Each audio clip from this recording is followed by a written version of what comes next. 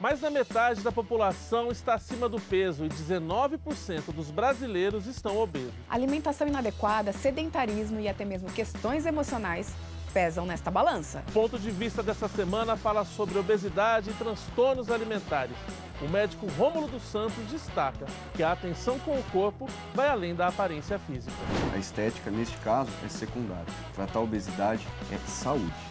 Para a nutricionista Tatiana Minari, alimentação saudável tem relação com equilíbrio. Não existe dieta ideal, existe equilíbrio, existe parcimônia. O psiquiatra Marcos Cano deixa um alerta. Se você está em sofrimento associado ao ato de comer ou em relação à sua própria imagem, talvez seja a hora de procurar ajuda.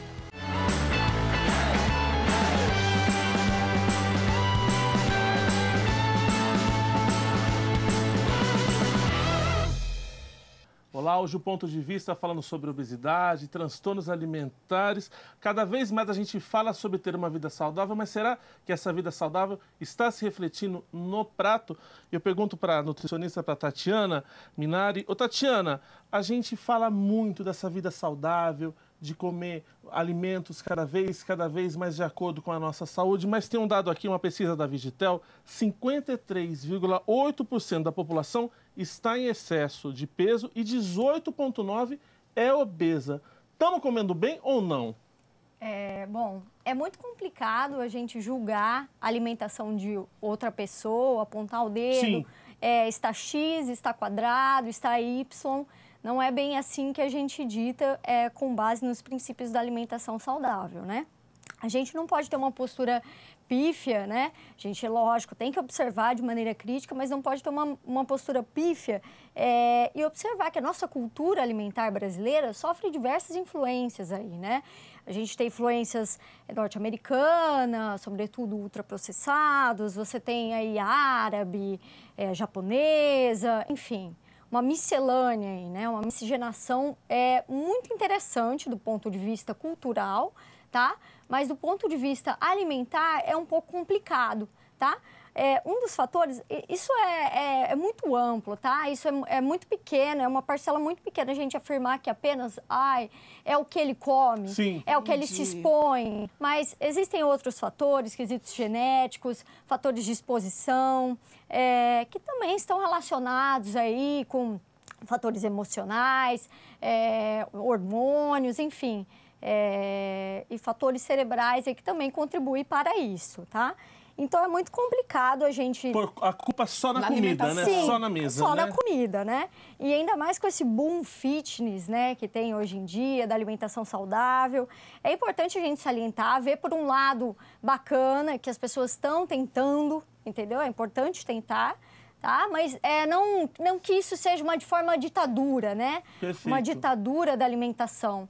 E isso você acaba dissociando o prazer da alimentação. Da né? boa mesa, de partilhar aquilo até com a sua família, não é? Exatamente, que aí já foge um pouco dos quesitos da alimentação saudável em si, né? Rômulo, você é endocrinologista, por que a gente tem fome? De onde é que vem essa fome ancestral do ser humano? E por que a gente engorda do ponto de vista mesmo biológico, fisiológico do corpo? Como é que funciona? Qual que é o mecanismo, o gatilho que aumenta o nosso peso? Essa pergunta é muito legal, né?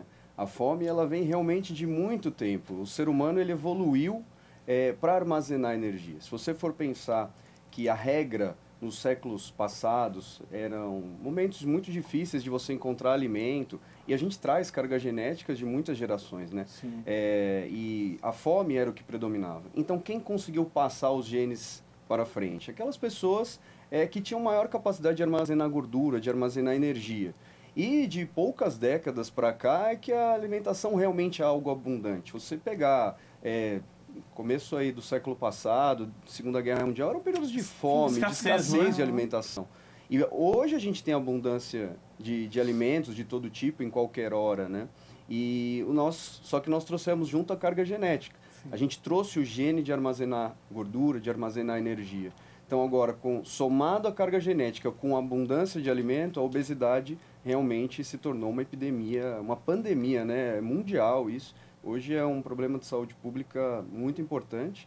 E a gente tem fome por diversos fatores, né? A gente tem fome, modulação hormonal, né? diversos fatores influenciam. O principal que a gente carrega é a nossa genética mesmo. Isso é um fato. E por que a fome acontece? Bom, quando você está se alimentando, necessariamente a gente ganhando peso, a gente produz hormônios no nosso tecido abdominal, diversos hormônios que não cabe aqui a gente falar quais, que estimulam o nosso centro da fome, certo? E quanto mais a gente engorda, mais o nosso metabolismo tende a cair. Então fica mais fácil ainda de a gente continuar ganhando peso. Isso é interessante, né? Então aquela frase, poxa, doutor, mas eu não como tanto e continuo engordando, isso ocorre mesmo, né? O metabolismo basal que a gente fala tende a ser mais baixo em pessoas que estão com sobrepeso, né? Então isso facilita bastante. Além da fome, que é estimulada hormonalmente, você tem um metabolismo mais baixo que faz você ganhar peso. Ô Rômulo, ainda falando na questão da alimentação, além da maior oferta de todo tipo de alimento, a gente tem uma maior oferta hoje dos processados. Sim. Eles estão ali quase que no ranking dessa causa desse sobrepeso? Eu acho que são muitos fatores. Até a gente estava conversando, a própria cesta básica, ela te engorda, né? Se você for pensar o que tem na cesta básica, tem muito açúcar, tem muito macarrão, tem muito arroz. E a gente... Óleo, né? Óleo, né? Muita coisa que, por muitos motivos, a própria alimentação básica das pessoas, a gente vive num país pobre, né? Facilita que você ganhe bastante peso. Eu trabalho com saúde pública, eu vejo muitas vezes os pacientes tendo muita dificuldade quando você faz alguma orientação, eu encaminho muito para nutricionista, mas assim, é trabalho em conjunto mesmo, e eles voltam para mim falando assim, doutor, mas certas coisas eu não consigo tirar da minha alimentação, como que eu não vou comer arroz? Que é a base. Que é a base, Como que né? eu não vou comer farinha? Como que eu não vou comer açúcar? Pãozinho, né? O pão, né? O pão é difícil tirar, né? Então, e a alimentação como um todo, para ela ser saudável, não é, como ela disse, não é uma ditadura, né? Você tem que aliar o prazer, mas com alimentações que não tenham tantas calorias assim, né? Nas suas principais refeições. O termo alimentação saudável eu não gosto muito, porque gera diversas críticas, tem vários pesquisadores, estudiosos com relação a isso, né? A terminologia. Mas a alimentação saudável não está relacionada só no quesito de ingestão de frutas, verduras, legumes, mas é o arroz também, é o feijão também, valorizar o nosso prato brasileiro, né? É a carne, é preparar o alimento, escolher delicadamente cada alimento que vai no supermercado. Enfim, sentar à mesa, partilhar, entendeu? Tá ali junto com a pessoa, fora de distrações. Isso também faz parte da alimentação saudável. Dessa alimentação saudável. Exato. Perfeito. Marcos, a gente falou um pouquinho sobre comer, genética e a questão do emocional, a influência dele para o sobrepeso e para a obesidade. Ansiedade, depressão, isso pode estar relacionado a casos de sobrepeso? Sim, na verdade hoje, eu já até em uma outra oportunidade conversei com o Dr. Rômulo, eu vejo a endocrinologia, a psiquiatria hoje caminhando com quase um setor interdisciplinar. Bacana. Ainda mais quando a gente fala em obesidade, né? Os afetos negativos, a gente pode colocar a preocupação excessiva dos pacientes ansiosos, ou o humor triste, ou o padrão irritado do paciente deprimido. Comumente nós associamos, então, o quê? A uma neutralização dos afetos negativos através da alimentação, né? Agora, isso é algo necessariamente consciente por parte do paciente? Não. Não. Né? Até o termo compulsão alimentar, o termo compulsão existe, né? Mas ele foi generalizado dentro dos transtornos alimentares. E isso, uma discussão técnica dentro da psiquiatria, coloca como se todo paciente conscientemente ele opta, então, por comer além, né? Ou então, no caso de outros tipos de transtorno, fazer a restrição, enfim, apesar da perda de peso. E isso gera ainda provavelmente mais culpa, digamos assim, porque o termo vai ser embasado nisso. Ele come compulsivamente, ou seja, ele está consciente, mesmo assim, apesar da culpa, apesar dos prejuízos, ele mantém o hábito. Assume esse hábito. E não né? é bem assim. Muitos pacientes acabam comendo excessivamente por impulso. E não tem exatamente essa questão. Consciência. Não há passagem, digamos assim, exatamente pelo circuito de deliberação sobre a decisão e a tomada da decisão. Perfeito. Ele parte diretamente da ideia para a execução. Doutor Rômulo, e a importância de que o endócrino, o psicólogo, o psiquiatra, o nutricionista trabalhem juntos?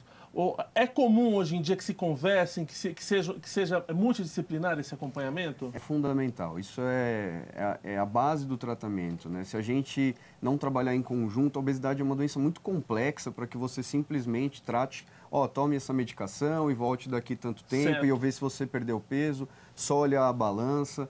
É muito mais complexo. Uma coisa que eu sempre falo para os meus pacientes, e eles chegam para mim com diversas culpas, realmente, né?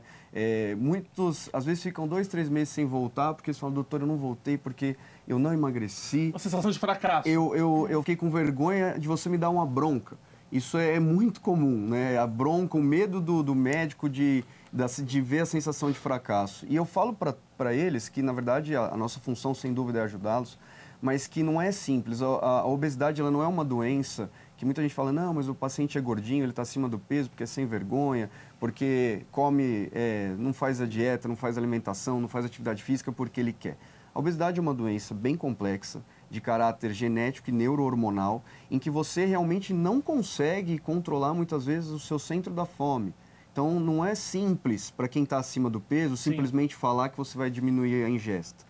Por isso a importância do tratamento multidisciplinar. Você vai ter que ter uma alimentação específica, a gente pode falar mais disso depois, mas uma alimentação específica para cada paciente, não é uma receita que todo mundo vai pegar na internet e vai sair fazendo igual. O acompanhamento psiquiátrico, psicológico é fundamental. Praticamente todos os pacientes que estão tratando obesidade e sobrepeso têm algum grau de algum transtorno psiquiátrico junto. Inclusive o tratamento medicamentoso tem que ser feito em conjunto também. Muitas das medicações devem ser... Eu converso muito com os psiquiatras antes de entrar com algum remédio. Será que esse paciente pode? Ele tem... ele responderia bem? Ele tem alguma contraindicação psiquiátrica a utilizar? Então, você falar com os colegas é fundamental. Faz parte realmente do tratamento ser bem feito. Rômulo, e como que a gente identifica se é grau de sobrepeso ou obesidade? A gente ouve muito falar do IMC. Que fórmula é essa? E ela sozinha é suficiente para testar se aquele paciente, além de estar acima do peso, está ou não saudável? Certo. O IMC é uma fórmula bem simplificada, né? Qualquer um pode fazer. Ele é o peso dividido pela altura do paciente ao quadrado. Você pega o peso em quilos, a altura em metros e faz o cálculo. E se você tiver com um índice de massa corporal, que é o IMC, acima de 25, de 25 até 29,9, é uma conta matemática, você está no sobrepeso. Acima de 30, você começa as obesidades, que vão de grau 1, grau 2 e até o grau 3, né? É uma fórmula que funciona, do ponto de vista prático a gente usa muito, mas ela é muito simples para você determinar. Existem muitos outros fatores para identificar se uma pessoa realmente está fora do seu peso, está com excesso de gordura, né? Mas ela funciona bem na prática clínica porque ela é utilizada inclusive como parâmetro principal pela Organização Mundial da Saúde para você avaliar quantos % de obesidade nós temos em determinado local, quantos % de sobrepeso, né? Inclusive, baseado nesta análise, no Brasil, hoje a gente tem 18 milhões de obesos, mais de 70 milhões de pessoas acima do peso. Foi baseado no índice de massa corporal, né? Muita gente, ela funciona, para você avaliar globalmente, ela funciona bem. Mas existem outros métodos para você avaliar se o paciente tem excesso de gordura, porcentagem de massa magra. Um exame clássico aí é a bioimpedância, né, que tem diversos modos de ser feitos, mas que avalia porcentagem de gordura, porcentagem de massa magra, porcentagem de água, gasto calórico. É um exame mais complexo, né? Mais complexo e mais completo para a gente avaliar isso. Mas o IMC, na prática, ele funciona bem também. E o santo Google nessas horas? A gente tem uma atração irresistível de tentar resolver as coisas pelo Google, de pesquisar dietas dos outros, né? De ver o que funciona. A dieta da moda, né? De fazer contas da gente mesmo. Qual que é o grande risco desse tipo de comportamento sem procurar um profissional, uma pessoa que possa te ajudar realmente para o seu caso específico? Exatamente. Então, né, o paciente acaba buscando o Google nutricionista, o vizinho nutricionista, Exatamente. ciclano nutricionista e demais profissionais da área de saúde, sabe? Então, é muito complicado a gente lidar com isso. E o que acontece com o paciente? Ele se perde. Ele entra numa perda de peso progressiva em um curto espaço de tempo, aí, ou não perde nada e fala, nossa, mas essa dieta não adianta nada. Vou para a próxima, né? paciente começa a entrar em estresse metabólico tão grande que nada mais adianta ali, nada mais funciona para ele.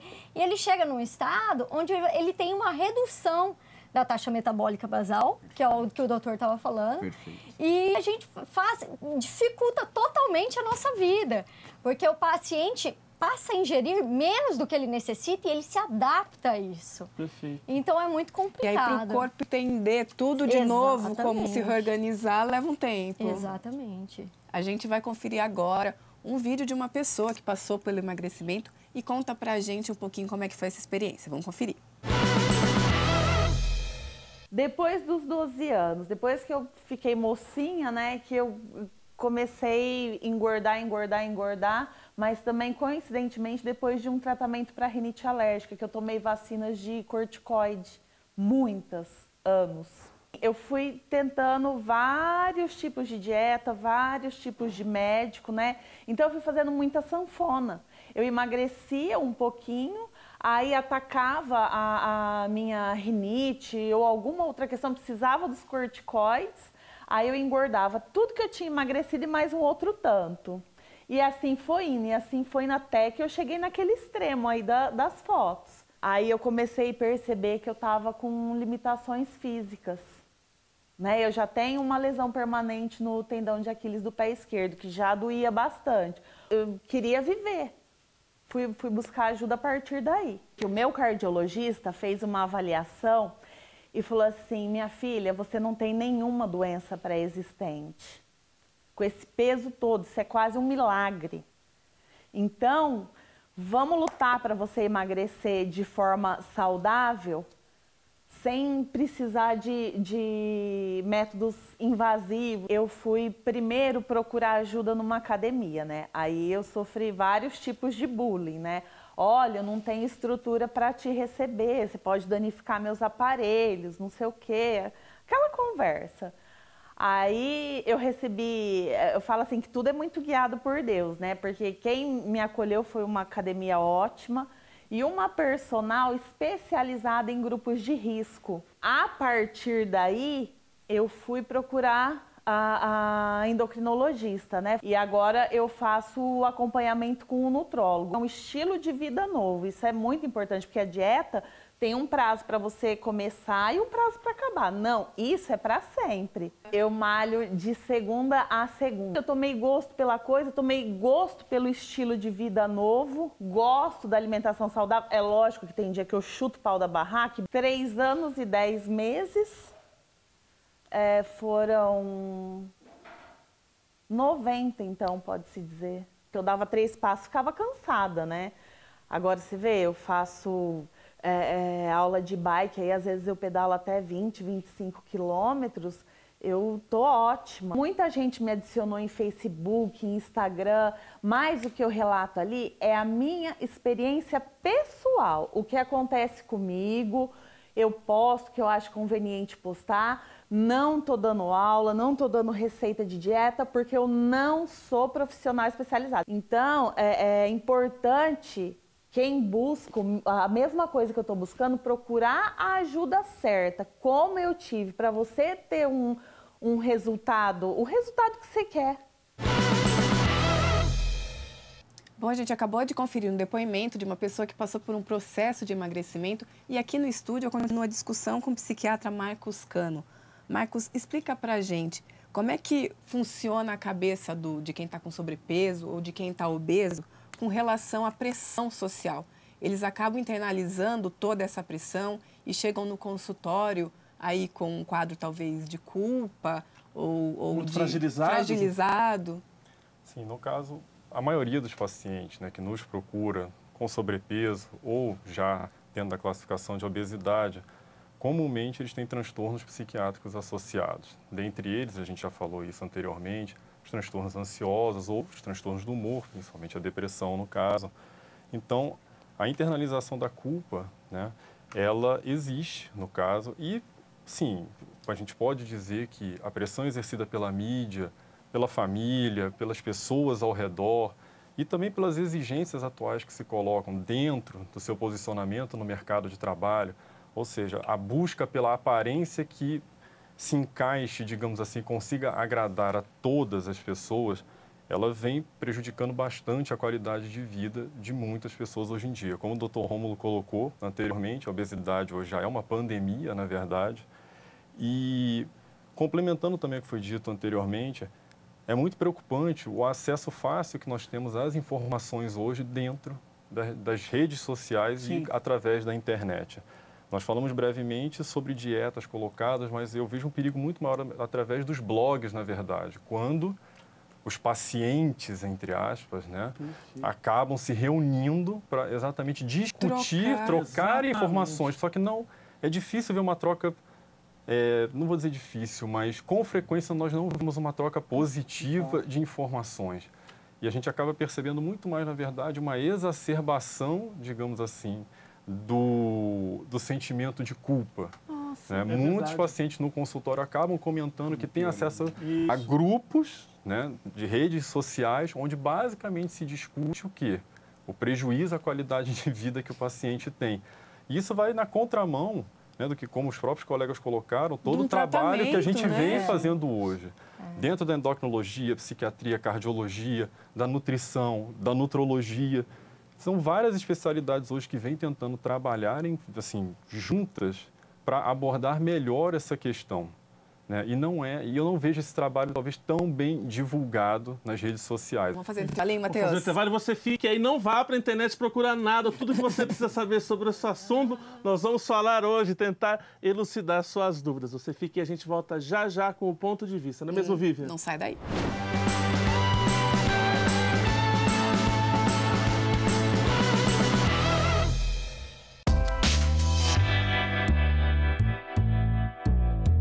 O Aedes aegypti é um mosquito que se originou a partir da África, mais precisamente do Egito, e se adaptou plenamente na área urbana. Ele tem um hábito antropofílico, ele se alimenta de sangue principalmente. A fêmea se alimenta de sangue para poder amadurecer os seus ovos. Ele tem uma capacidade de adaptação ao meio urbano e no convívio com o homem, que é a sua principal fonte de alimentação, o sangue humano. E de volta com o ponto de vista, hoje debatendo transtorno alimentar, obesidade. Deixa eu começar dando um dado para vocês. A pesquisa Vigitel Brasil 2016, vinculada ao Ministério da Saúde, aponta a prevalência de obesidade a partir dos 25 anos.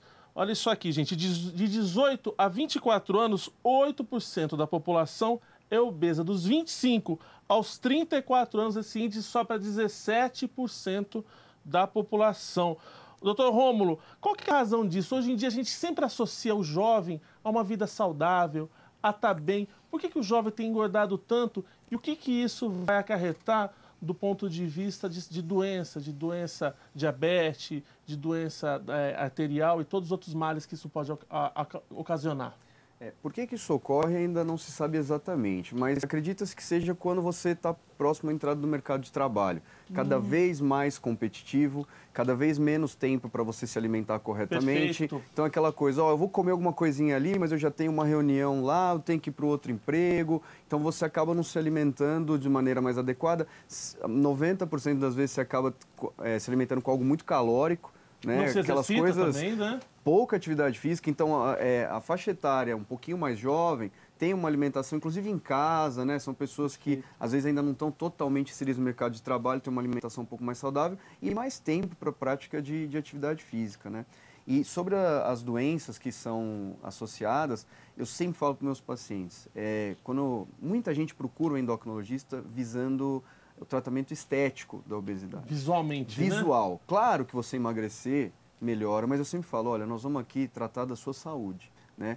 Tanto que a gente sempre faz uma avaliação metabólica completa antes de qualquer tipo de tratamento e eu já explico, olha, você tem maior risco de ter diabetes mellitus do tipo 2, ter hipertensão arterial, dislipidemia, problemas cardíacos, AVC, né, que é o famoso derrame, problemas no fígado. Hoje, a cirrose por problemas relacionados à obesidade já é a terceira causa, indo para a segunda causa, o que antes era álcool e hepatites, hoje já está chegando o diabetes associado à gordura no fígado, né, a esteatose hepática, como causa de cirrose, ela está crescendo muito, já é uma realidade. Distúrbios do sono, a apneia do sono, então, distúrbios articulares, problemas de joelho mesmo, disfunção erétil. Então, tudo é relacionado à obesidade. Até alguns tipos de câncer estão relacionados, são mais incidentes, ocorrem mais em quem está acima do peso, como, por exemplo, o de intestino. Então, é muito importante tratar a obesidade, não só para que você tenha uma estética melhor, né, esteticamente ficar mais bonito, mas sim para você ficar com uma saúde melhor.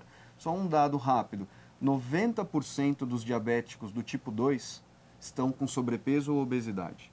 Então, assim, é difícil você não correlacionar, né? Se a gente está indo aí para quase 400 milhões de diabéticos no mundo, então a obesidade está mostrando tratar mesmo. dissociado, não tem né? como você dizer que não tem relação. Dentro desses dados que o Dr. Rômulo colocou, eu acho que uma coisa que tem que ser frisada, até no momento em que o país atravessa uma situação difícil político-financeira, as patologias citadas, dentre elas, vamos falar principalmente então de diabetes e hipertensão, respondem por altos índices de mortalidade, elevam o risco de doença cardiovascular. O impacto do tratamento da obesidade, na verdade, será revertido também dentro dos gastos com saúde, principalmente pública, e também no setor privado. O Dr. Rômulo pode falar muito bem disso também. Você tratar a obesidade, você na frente diminui o paciente que faz hemodiálise. Você diminui o paciente que vai ter retinopatia, cegueira pelo diabetes, que é a principal causa de cegueira no mundo, e esse cara vai continuar mais produtivo por muito mais tempo. Então, aposentadorias e doenças que são derivadas do paciente obeso são muito comuns. Até a produtividade diminui demais, né? Então, a obesidade acho que é um problema de saúde pública mesmo, que tem que ser tratado de uma maneira muito séria, né? A prevenção, né? Fundamental, Tudo, né? Singular.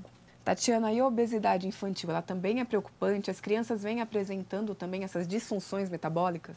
Exatamente, cada vez mais precoce essas disfunções metabólicas, né? Estão extremamente relacionadas, intimamente relacionadas com o desempenhamento do comportamento familiar, né? O ser humano é baseado na base do comportamento, né? Do delineamento de comportamento dos familiares. O exemplo ali, né? Exatamente.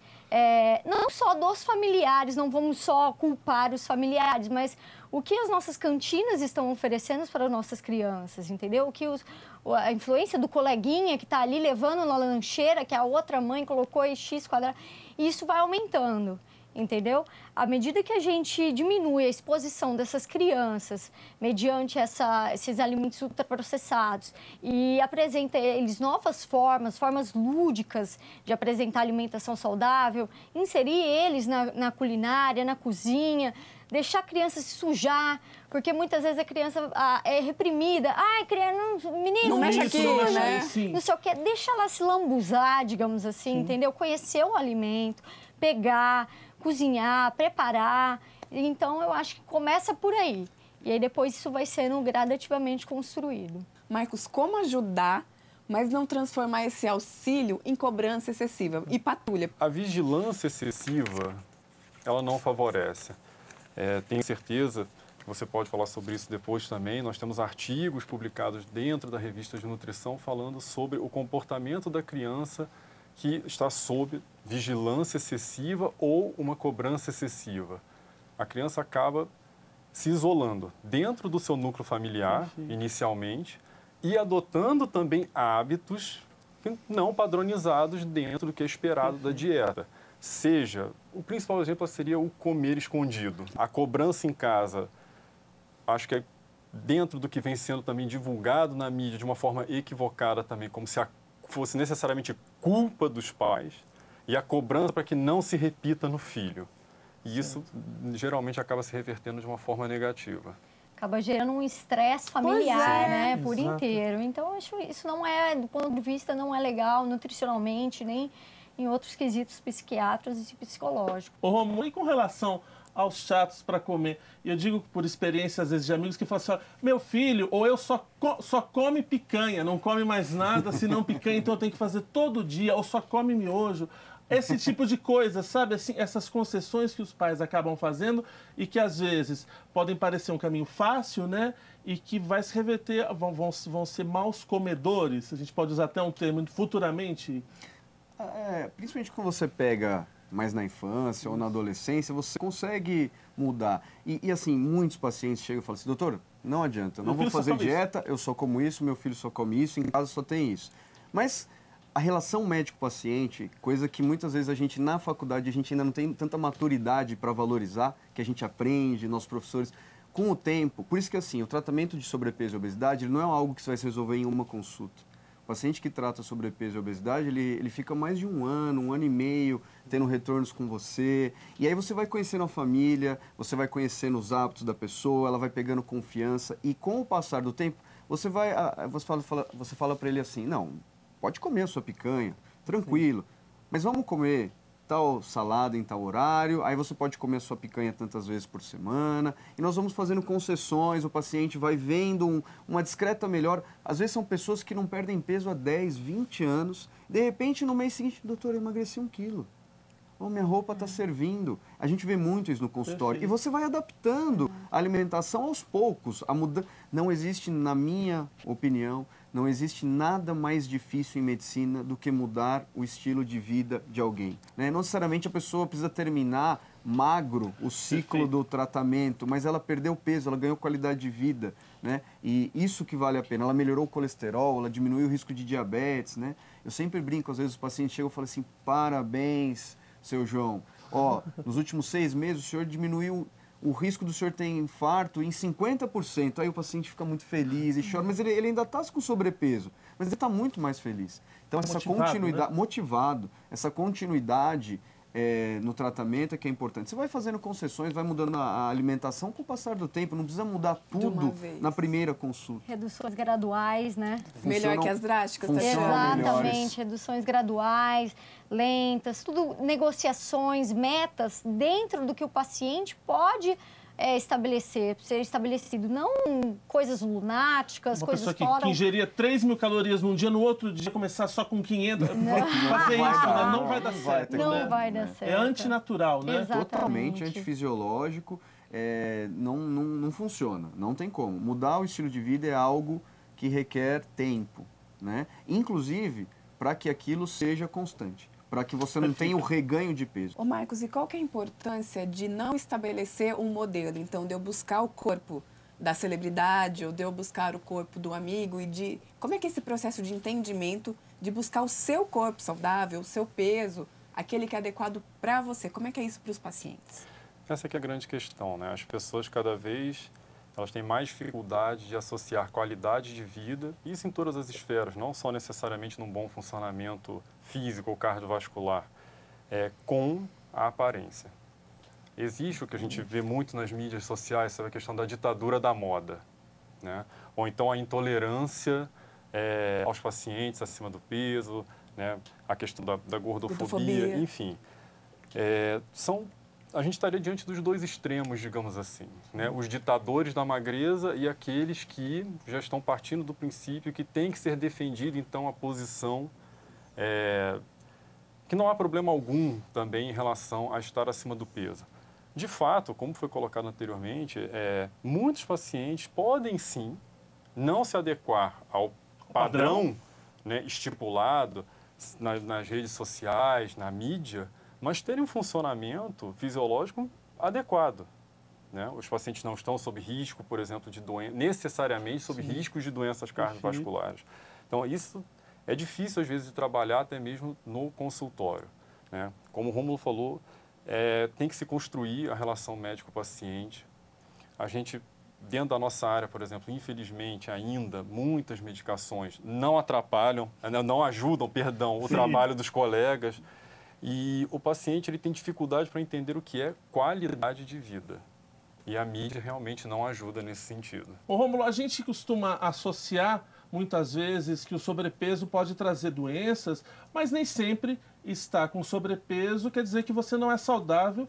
E do outro lado também, estar magro não quer dizer que tá tudo bem comigo, é isso? Perfeito. É bom a gente comentar o outro lado, né? O outro polo, né? O endocrinologista, a nutrição, a psiquiatria também cuidam do baixo peso, da magreza excessiva, né? Claro que se você for olhar aquele índice de massa corporal que a gente comentou, se ele estiver dentro daquilo, teoricamente o peso está correto, mas não é tão simples assim. né? A gente também é muito procurado para a questão do baixo peso, da dificuldade de ganho de massa, e isso pode trazer doenças, sim, tá? Muito pode ser como uma causa ou uma consequência também de doenças. Doenças da tireoide, por exemplo, podem causar emagrecimento excessivo, e isso é relativamente comum, né? E pessoas que têm a genética do baixo peso também têm predisposição a outras doenças, são outros espectros de doença. A citar uma bem comum, a osteoporose, a osteopenia, né? A queda da massa óssea é muito mais comum em pessoas com baixo peso, e isso a gente deve tratar para que num futuro essa pessoa não tenha uma fratura, por exemplo, né? Então existem as doenças também associadas ao baixo peso que tem que ser tratado da mesma forma, com o mesmo cuidado. Perfeito. Vamos fazer mais um intervalinho, Matheus? É isso mesmo, Vivi. A gente faz um breve intervalo e a gente volta na sequência falando sobre obesidade e os transtornos do peso. Não saia daí.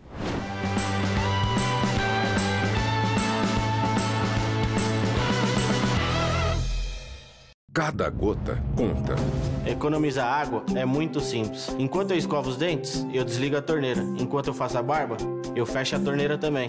Esses pequenos detalhes fazem uma grande diferença. E você, está economizando? Governo do Estado de São Paulo. E de volta com o ponto de vista, hoje debatendo os transtornos alimentares, obesidade, eu pergunto para o endocrinologista, o Dr. Rômulo, o que tem de mais moderno, o que se usa hoje, doutor, em termos de medicamento para combater esse excesso de peso nas pessoas? Hoje, no Brasil, nós temos 3 medicações para perder peso, e agora, recentemente, o nosso Congresso Nacional autorizou o retorno de outras medicações que estavam fora desde 2010, né, que são derivados de anfetamina, que estavam fora do mercado. Então, o que hoje nós temos ainda? Né? Nós temos a sibutramina, que é uma medicação extremamente antiga, muito boa, mas que deve ser usada com acompanhamento, deve ser usada em pacientes que não têm, por exemplo, pressão alta muito descontrolada, que não têm problemas cardíacos, não pode ser utilizado em idosos, por isso o acompanhamento, né? Essas drogas, elas caíram, assim, o ímpeto de se usar essas drogas foi muito grande num passado recente, e qualquer pessoa prescrevia, ela não tinha nenhuma receita controlada. Isso acabou gerando efeitos colaterais, porque pessoas que não tinham indicação acabavam utilizando, né? Então isso foi um grande problema. Mas ela é uma ótima medicação. Nós temos também o Orlistat, que esse não age nada no apetite, né? A sibutramina, ela diminui a fome mesmo. O Orlistat, ele só é um desabsortivo de gordura intestinal, então é utilizado para outros casos, por exemplo, quem não pode utilizar a sibutramina, tá? E recentemente apareceu a mais nova medicação que tem nos ajudado muito, que é o liraglutida. É uma medicação nova, atualmente a gente só tem a apresentação injetável dela, e ela tem um custo financeiro bem mais elevado, né? Ela custa aí quase 10 vezes mais o valor das medicações comuns. Só que ela, por exemplo, ela pode ser utilizada para o diabético, ela pode ser utilizada para o hipertenso, inclusive melhorando todos esses parâmetros, né? Então ela ajudou muito, muito, muito. Então um recado que eu gostaria de deixar é assim, não tenham preconceito de uso do tratamento medicamentoso da obesidade. Quando bem indicado, quando acompanhado com o especialista correto, ele funciona, ele faz você perder peso, ele diminui o risco de você ter várias doenças que nós já citamos aqui. Ele é um tratamento como outro qualquer, que deve ser acompanhado, né? Quando você faz um tratamento psiquiátrico, você prescreve uma medicação, você orienta de possíveis efeitos colaterais, todas têm efeitos colaterais. Se você toma remédio para febre, né, uma dipirona que você compra na farmácia, você pode ter efeito colateral. Então tem que ser orientado, acompanhamento de perto, mas funciona sim, quando bem indicado, pelo especialista acompanhando. É uma coisa que eu recomendo. É claro que a gente não vai sair prescrevendo para todo mundo. Com certeza. Né? Mas funciona, e funciona muito bem. Marcos, e como que isso é associado com o seu trabalho, por exemplo? Então, ainda falando sobre a questão da estigmatização do tratamento farmacológico, o Dr. Rômulo colocou muito bem. Acho que o que tem que ser frisado para o paciente, pelo menos é a minha experiência no consultório, é deixar muito claro que nós estamos cientes dos efeitos colaterais, mas há um objetivo para a prescrição de determinada medicação, e fundamentalmente é melhorar, como sempre reforço, a qualidade de vida do paciente. O paciente, na medida em que nós conseguimos provocar dentro da área da psiquiatria a remissão de sintomas ansiosos ou a remissão, por exemplo, de sintomas depressivos, né, mais associados ao quadro que nós estamos falando, especificamente de ganho de peso, a gente consegue facilitar com que esse paciente ele também expanda, né, a sua participação em outras atividades que contribuirão para a perda de peso. O paciente que conseguiu recuperar o seu ânimo, recupera o prazer, né, recupera a capacidade de sustentar a atenção, ele com mais facilidade vai seguir as orientações passadas pelo especialista, pelo nutricionista, ele adere também com mais facilidade e prazer à psicoterapia e definitivamente ele também vai fazer atividade física, acreditamos nós, com maior frequência e disposição. Rômulo, e para quais casos a cirurgia, o tratamento cirúrgico é indicado? Outra pergunta muito legal, né?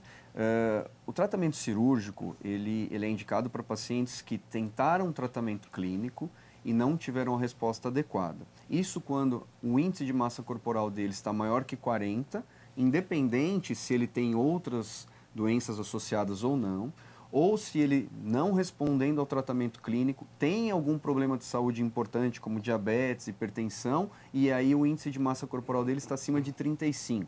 Seria obesidade de grau 2 associada a comorbidades graves, diabetes, hipertensão, problemas cardíacos, que teve uma falência do tratamento clínico, o paciente não conseguiu responder, ou independente de qualquer doença, se o índice de massa corporal dele está acima de 40, que seria a obesidade de grau 3, né? Existem alguns casos específicos em que o paciente está tão acima do peso que mesmo ele não tendo tentado o tratamento clínico, muitas vezes se parte para o tratamento cirúrgico. São os super obesos, o índice de massa corporal acima de 50, né? São pacientes que a gente sabe que por mais que mudem os seus hábitos, que tentem fazer atividade física, que tomem medicações, eles vão ter uma resposta pobre, né? Porque a obesidade deles é algo muito, muito difícil de ser tratado e aí muitas vezes parte-se direto para o tratamento cirúrgico, né?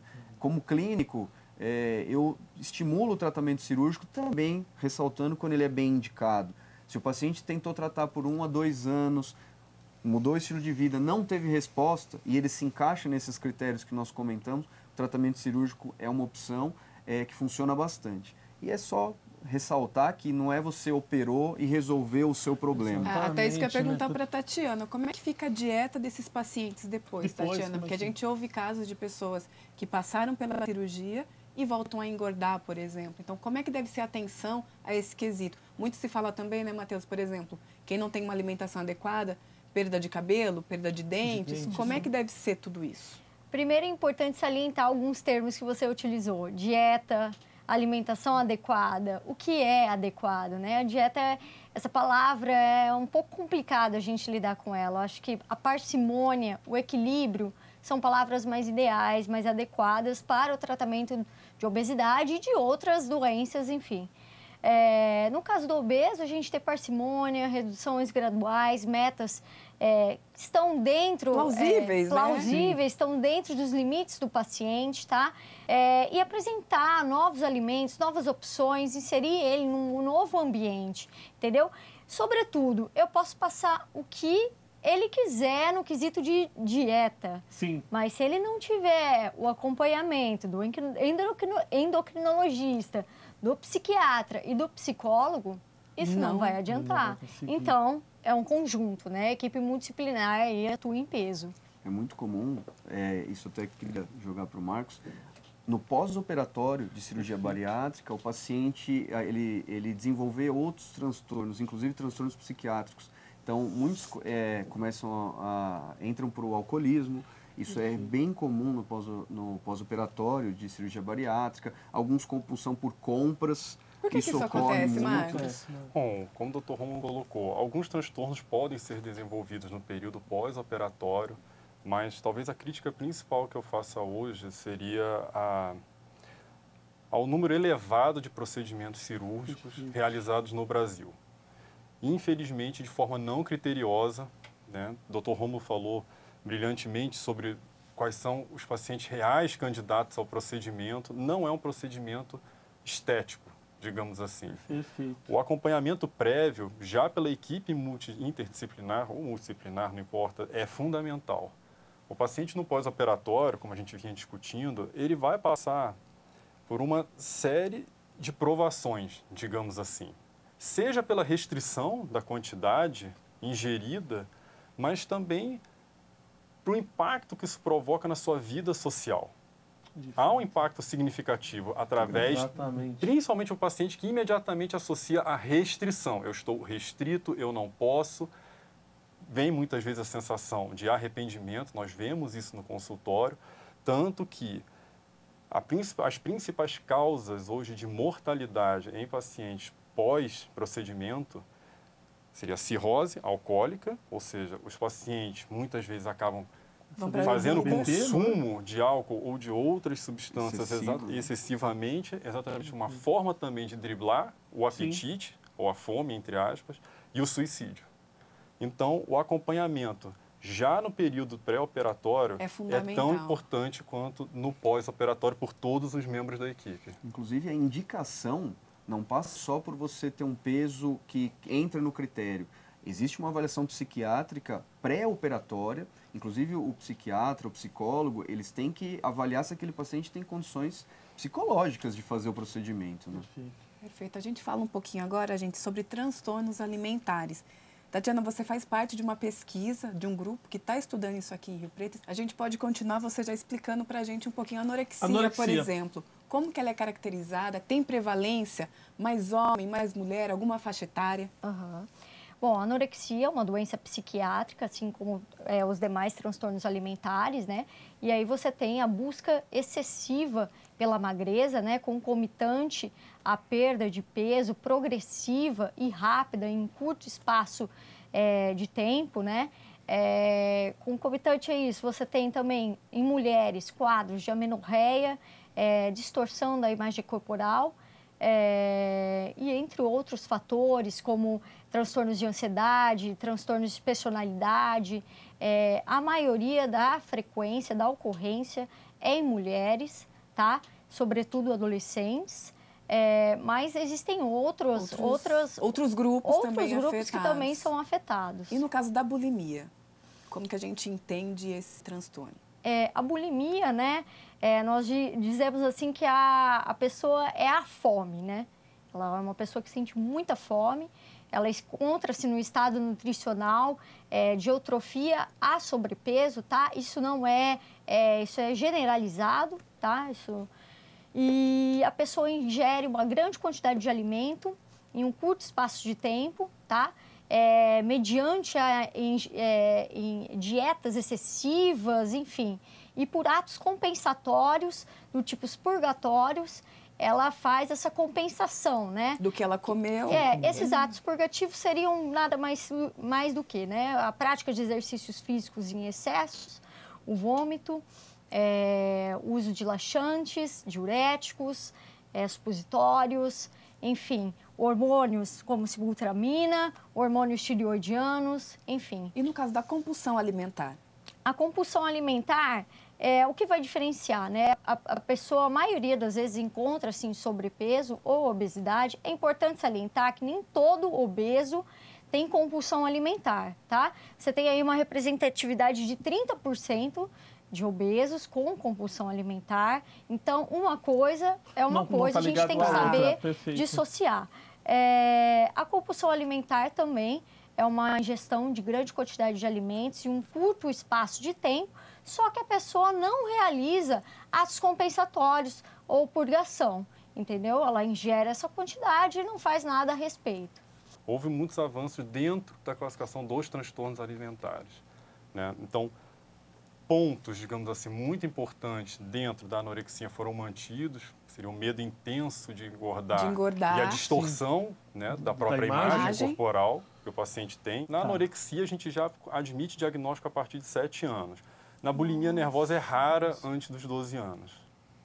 E do ponto de vista clínico, isso é muito grave, né? São doenças que geram alterações que não estão relacionadas só com a parte psiquiátrica. Então, como foi citado, grande parte das meninas entram em amenorreia, que é a parada da menstruação, né? Muitos deles desenvolvem quadros mais graves, até hipotermia, queda da temperatura do corpo, tendem ao coração bater mais devagar, alterações hormonais diversas, aumento de colesterol. Então, então pode parecer até diferente, Pois estranho, é, mas a você tem famosa uma síndrome metabólica, você né? tem uma dislipidemia associada a esses quadros psiquiátricos que podem levar, inclusive, à morte, né? São transtornos psiquiátricos que têm repercussão orgânica muito importante, né? Eu ia te perguntar, relacionado aos diabéticos, né? Como é que funciona? Exatamente. Para a gente entender a diabulimia é a mistura do termo diabetes com a bulimia, né? O que é isso? Para a gente entender isso, um conceito bem rápido. Existem basicamente 2 tipos de diabetes, os mais comuns, o tipo 1 e o tipo 2, né? Os dois a gente pode usar insulina, os dois aumentam a glicemia, mas o diabético tipo 2 é uma forma adquirida, pacientes mais velhos, relacionados à obesidade, relacionado à história familiar. O diabetes do tipo 1, que é onde predomina a diabulimia, são pacientes mais jovens, com diagnóstico na infância ou na adolescência. Tem pacientes que desenvolvem o diabetes do tipo 1 logo após o nascimento, mas isso ocorre numa faixa etária aí que pode ser dos 8 até os 25 anos de idade. Então, um perfil de paciente mais jovem. E este paciente, por que a gravidade disso? Esse paciente, sem insulina, ele morre. Ele entra num quadro de cetoacidose diabética, que é o quadro mais grave da parada do uso da insulina, e pode evoluir até para óbito. E o que acontece? O perfil desses pacientes, como você disse, são mais jovens. Então, muitas vezes, esse paciente usando insulina, ele está acima do peso, ele tem algum transtorno alimentar e ele sabe que se ele parar a insulina, ele vai emagrecer. Ele percebe isso e ele entende a doença dele. Inclusive, né, quando você diagnostica o diabetes, muitas vezes, estou fazendo muito xixi, estou com muita sede e perdi muito peso, né? Então, ele para a insulina e ele pode até morrer por causa disso. O diabetes do tipo 1 ocorre no tipo 2, a diabulimia ocorre, mas no tipo 1, a parada da insulina para perda de peso pode levar até a morte. Então, é um quadro muito grave mesmo, porque o paciente não produz nada da própria insulina.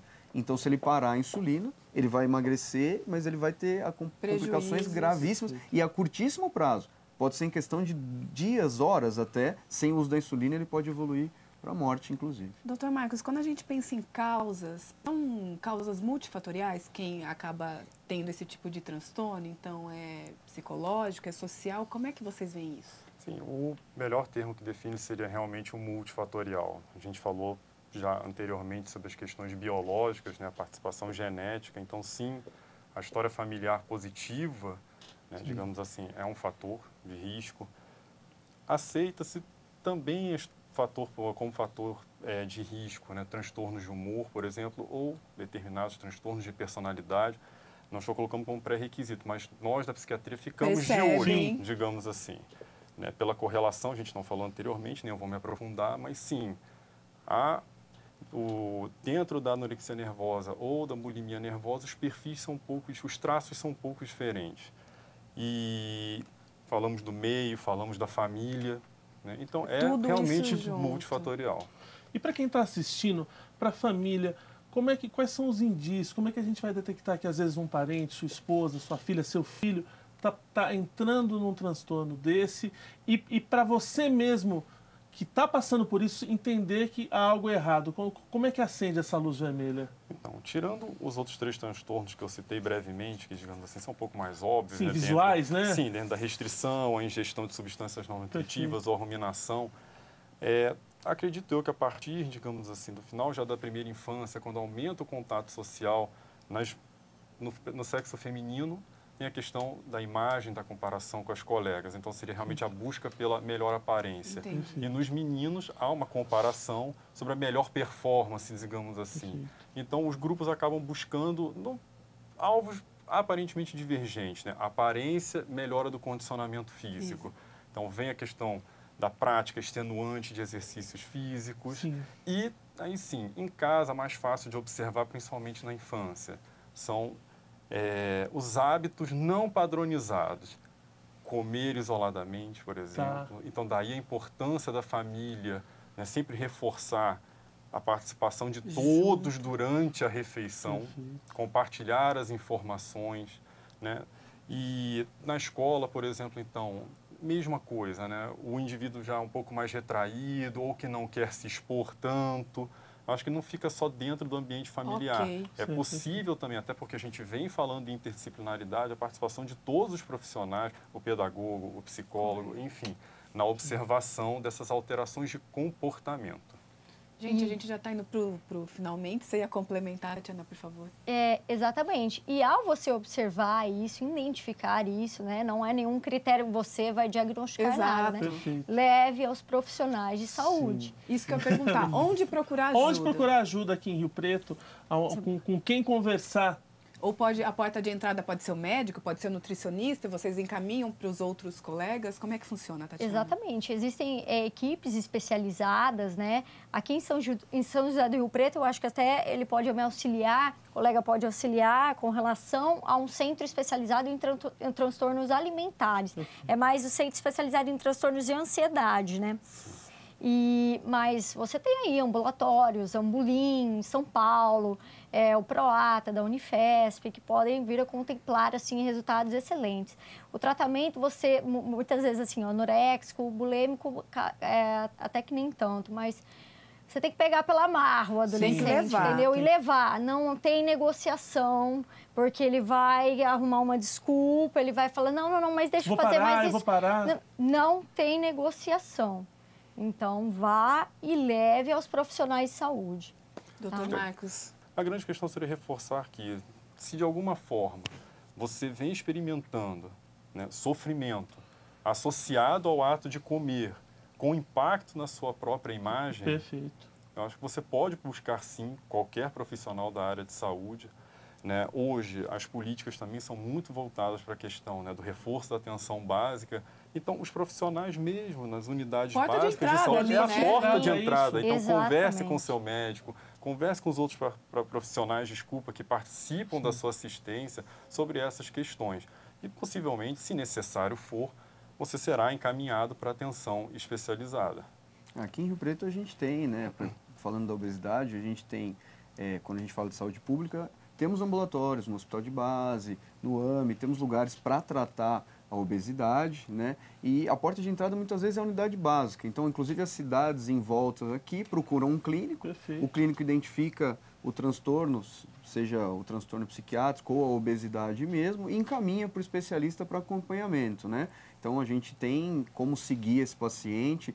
Pelo SUS, a gente não tem muitos tratamentos medicamentosos, mas a gente tem como fazer um tratamento multidisciplinar que funcione, né? Afinal de contas, a gente tem muitos profissionais gabaritados dentro da saúde pública que podem cuidar dessas pessoas, sim. Né? A gente tem um pouco de dificuldade de encaminhamento, essas coisas, mas esses pacientes chegam na gente. Temos grandes serviços de tratamento aqui na nossa cidade que vão poder ajudar os pacientes. Eles podem chegar na unidade básica, o clínico geral vai encaminhar e ele chega para a gente, sim, e tem resultado. É isso mesmo, Matheus. A gente falou de muita coisa aqui. Espero que a gente possa ter te ajudado. É isso mesmo. E semana que vem você acompanha aqui na TV Câmara mais um Ponto de Vista. Tchau. Tchau.